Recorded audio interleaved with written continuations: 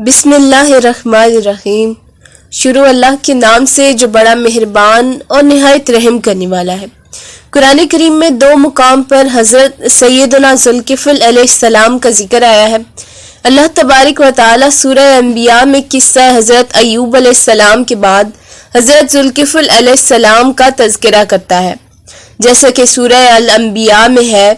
ترجمہ: اور اسماعیل اور ادریس اور ذوالکفل علیہ السلام کو یاد کرو، وہ سب صبر کرنے والے تھے اور انہیں ہم نے اپنی رحمت میں داخل کیا، بے شک وہ تمہارے قرب خاص کے سزاواروں میں سے ہیں۔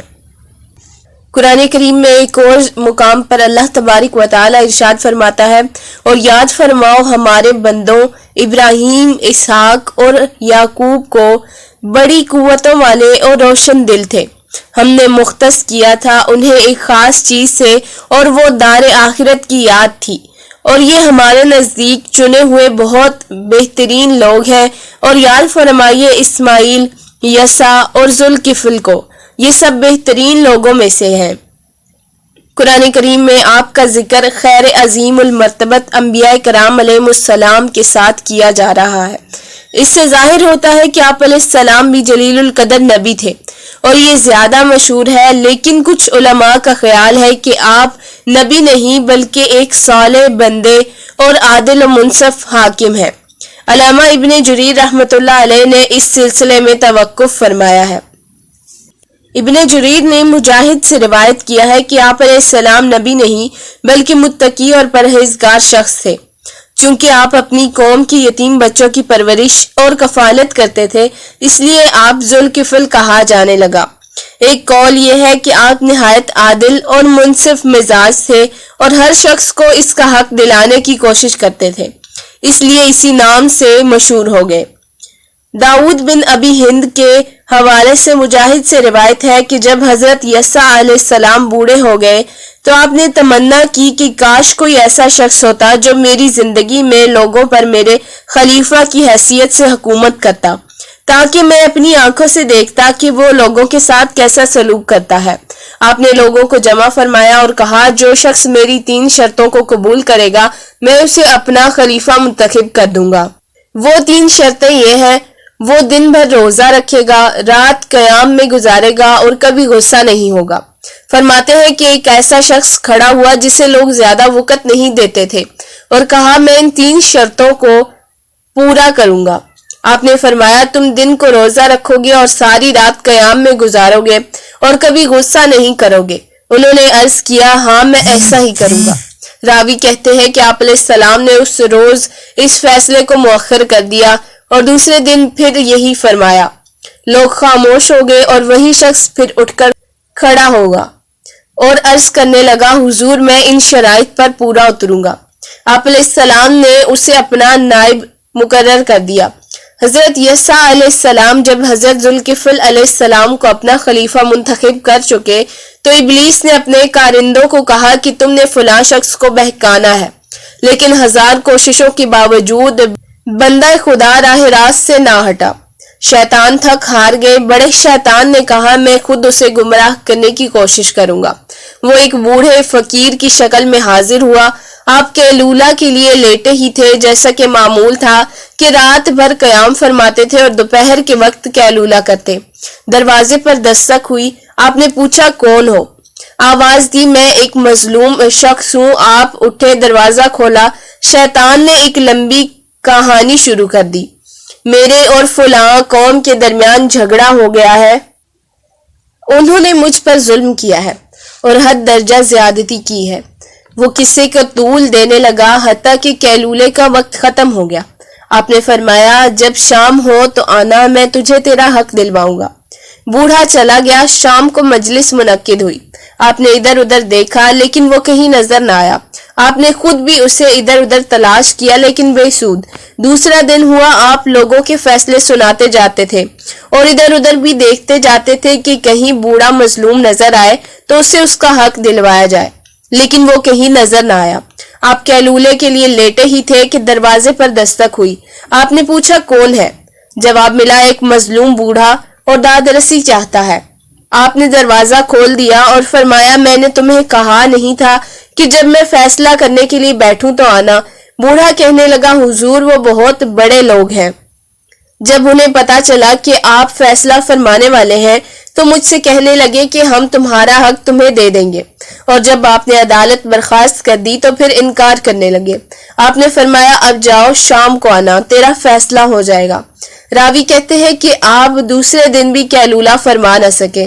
شام ہو گئی، آپ اس کے انتظار میں بیٹھے رہے لیکن وہ کہیں نظر نہ آیا۔ آپ پر نیند کا غلبہ ہونے لگا۔ آپ نے تیسرے دن اپنے اہل میں سے کسی کو حکم دیا کہ کسی کو دروازے کے قریب نہ آنے دینا تاکہ میں تھوڑی دیر کے لیے آرام کر سکوں، کیونکہ مجھے بہت زیادہ نیند آ رہی ہے۔ اسی وقت ابلیس بوڑھے مظلوم کی شکل میں آ گیا، دروازے پر موجود آدمی سے کہا کہ پیچھے ہٹیے۔ شیطان کہنے لگا کہ میں گزشتہ رات بھی حاضر ہوا تھا اور اپنا معاملہ پیش کیا تھا۔ دربان نے کہا کچھ بھی ہو آپ ان سے اس وقت نہیں مل سکتے، انہوں نے ہمیں حکم دیا ہے کہ کسی کو ادھر نہیں آنے دینا۔ جب شیطان عاجز آ گیا اور دروازے سے داخل نہ ہو سکا تو روشن دان پر نظر پڑی، اس میں سے گھس کر اندر چلا گیا۔ اچانک دروازے پر دستک ہوئی، آپ جاگ گئے۔ دربان سے فرمایا کہ اے دوست میں نے تمہیں حکم نہیں دیا تھا کہ کوئی اندر نہ آنے پائے؟ اس نے کہا حضور دروازے سے تو کوئی نہیں آیا، ذرا دیکھیے یہ کس راستے سے اندر آ گیا ہے۔ آپ اٹھے، دیکھا تو دروازہ اسی طرح بند تھا جس طرح آپ نے بند کیا تھا۔ وہ بوڑھا کمرے کے اندر موجود تھا۔ آپ نے اسے پہچان لیا اور سمجھ گئے کہ یہ مردود شیطان ہے۔ آپ نے فرمایا خدا کا دشمن شیطان کہنے لگا تو نے میری ہر چال ناکام بنا دی ہے۔ میں نے یہ سب اس لیے کہا کہ تجھے غصہ آ جائے، لیکن تو غصے میں نہیں آیا، اس لیے اللہ تبارک و تعالی نے آپ کو ذوالکفل کہا، کیونکہ آپ کے ذمے جو ڈیوٹی لگائی گئی تھی اس کی آپ نے پوری پاسداری کی۔ ابن ابی حاتم نے بھی حضرت ابن عباس رضی اللہ عنہ سے مروی اسی سیاق و سباق کی حدیث روایت کرتے ہیں۔ ابن ابی حاتم فرماتے ہیں کہ حضرت ابو موسیٰ رضی اللہ عنہ ممبر پر بیٹھے فرما رہے تھے کہ حضرت ذوالکفل علیہ السلام نبی نہیں تھے، بلکہ ان کے دور میں ایک متقی اور پرہیزگار شخص تھا جو روزانہ 100 رکعت نفل ادا کرتا تھا۔ جب اس کی وفات ہوگی تو حضرت ذوالکفل علیہ السلام نے اس سنت کی پاسداری کی اور روزانہ 100 رکعت نماز نفل ادا کرتے رہے، اس لیے آپ کا نام ذوالکفل مشہور ہوا۔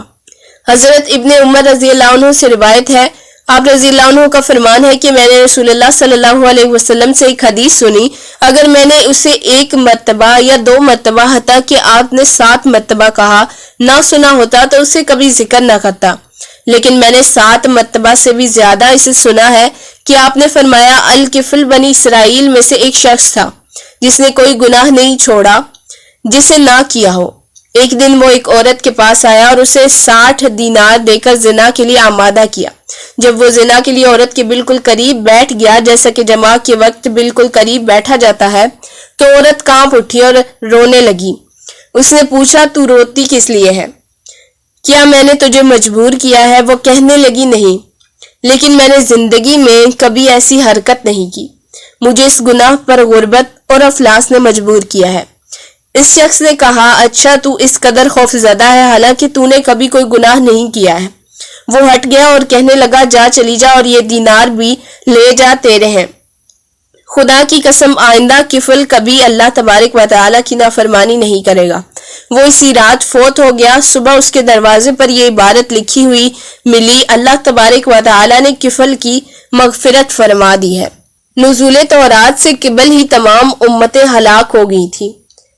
مندرجہ ذیل قرآن پاک کی آیت اس دلیل کی تائید کرتی ہے، جیسے کہ قرآن کریم میں اللہ تبارک و تعالی نے ارشاد فرمایا اور ہم نے دی موسیٰ علیہ السلام کو کتاب اس کے بعد کہ ہم نے ہلاک کر دیا تھا پہلی نافرمان قوموں کو۔ حضرت ابو سعید خدری رضی اللہ عنہ کی روایت اس نظریہ کی تائید کرتی ہے۔